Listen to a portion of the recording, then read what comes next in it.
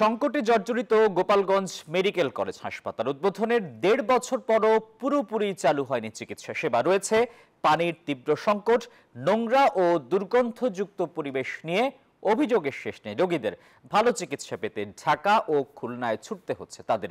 সামিউল আলিমের পাঠানো তথ্য এবং ছবিতে ডেস্ক রিপোর্ট। জেলার ১৮ লাখ মানুষের উন্নত চিকিৎসা সেবা নিশ্চিতে শহরের নবীনবাগে গড়ে তোলা হয় গোপালগঞ্জ মেডিকেল কলেজ হাসপাতাল। ২০২৪ সালের জানুয়ারিতে চালু হয় মেডিসিন ও শিশু ওয়ার্ডের ভর্তি কার্যক্রম। উদ্বোধনের ১.৫ বছরের বেশি সময় পেরিয়ে গেলেও এখনও হাসপাতালটিতে সব ধরনের চিকিৎসা সেবা চালু হয়নি। জনবল সংকটে শুধু মেডিসিন ও শিশু ওয়ার্ডে চলছে চিকিৎসা কার্যক্রম। যে কটি ওয়ার্ডে চিকিৎসা কার্যক্রম চালু হয়েছে সেখানে সেবা নিতে আসা মানুষের অভিযোগের অন্ত নেই। হাসপাতালটিতে বেশিরভাগ সময় পানি না থাকায় চরম দুর্ভোগ পোহাতে হচ্ছে রোগী ও স্বজনদের। পানি না থাকলে কিভাবে মানুষ চলবে?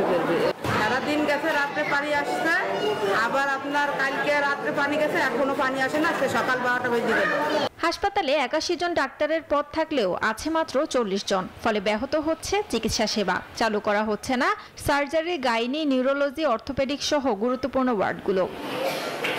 ১০ বেডের আইসিইউ থাকলেও পরিচালনা করার জন্য নেই অভিজ্ঞ ডাক্তার ও নার্স। দীর্ঘদিন ব্যবহার না করায় নষ্ট হচ্ছে প্রতিটি ওয়ার্ডের বেড সহ কোটি কোটি টাকার মালামাল। অষ্টমে গেলে অষ্টমের অবস্থা খুবই খারাপ, বন্ধুতে রোগী নিয়ে তো যাওয়াই যায় না। এখানে নার্সের অভাব এবং ডাক্তারের অভাব। আমরা যারা অত দরিদ্র গরিব মানুষ, এরা সেবা থেকে বঞ্চিত। লোকবল না থাকায় পূর্ণাঙ্গ চিকিৎসা সেবা ব্যাহত হচ্ছে জানালেন হাসপাতালটির পরিচালক। আমরা অন্যান্য বিভাগগুলো শুরু করার যথেষ্ট ইচ্ছা থাকা সত্ত্বেও নার্সদের একটা বড় ধরনের অভাব ছিল, যার জন্য আমরা এই বিভাগগুলো শুরু করতে পারিনি। আমাদের ৮১টা পোস্টের মধ্যে আমাদের মাত্র ৪০ জন ডাক্তার আছে। কলেজে যারা সার্জারি ডিপার্টমেন্টের সাথে সংশ্লিষ্ট যে ডাক্তার আছে এবং গাইনি ডাক্তার আছে এবং অর্থোপেডিক ডাক্তার, তাদেরকে নিয়ে কিন্তু আমরা একটা মিটিং করবো। আমরা সপ্তাহের মধ্যে আমরা এই ওয়ার্ডগুলো শুরু করার জন্য যথেষ্ট আমাদের ইচ্ছা আছে। দ্রুত জনবল নিয়োগ দিয়ে হাসপাতালটির সবগুলো ওয়ার্ডের সেবা কার্যক্রম চালু করার দাবি গোপালগঞ্জবাসীর।